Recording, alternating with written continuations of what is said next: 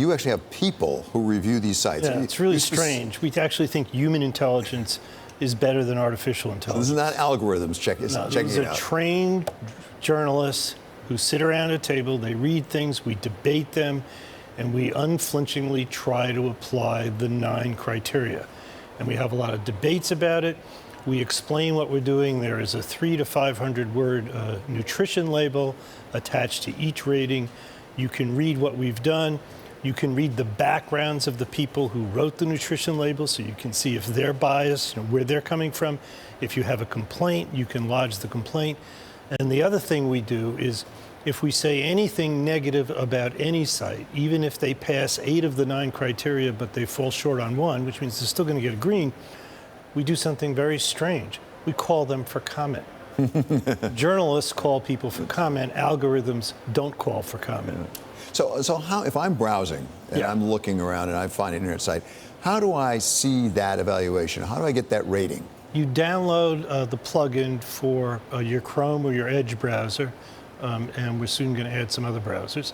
And if you do a Google search, or if you're looking at a Facebook feed, if a news or information site happens to come up, there'll be either a green NewsGuard icon or a red. If you hover over it, you'll begin to read the nutrition label, which explains everything about that site. The background, the nationalreview.com is the website of a magazine that was started by Bill Buckley.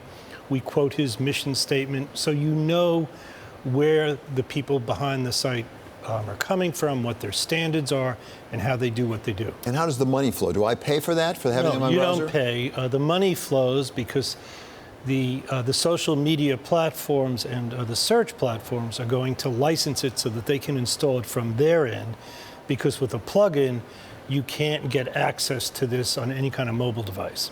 And we're asking the platforms to help to solve the problem that they probably inadvertently created. It's not like they wanted to do it. And we're asking them to pay significantly less than they're paying their public relations firms or their lobbyists to talk about how hard the problem is to solve. And you know this business so well. If I'm one of those internet outfits, do I want to pay the money because A, I want to compete against somebody else and I'll have a leg up if I do that? Or do I want to do it B, because I don't want Congress on my back? Well, probably a combination of both. There have been independent surveys done of this method that say that people will have more confidence in the platform. And we see ourselves as the logical solution to the path that right now only has 2 awful alternatives. One is government regulation, which you and I and most people don't want. And the second is allowing the platforms to continue to try to use artificial intelligence either to non-transparently push stuff down, or to decide, let's just get rid of it altogether. We don't get rid of anything. If something has a red label, you still read it. It just says proceed with caution. So if you did that, you wouldn't have to throw something off your platform. Finally, if I want to put that plugin on my browser, and it is a Chrome, for example, how do I know to do that? You just go to NewsGuardTechnologies.com and there's an instruction right there.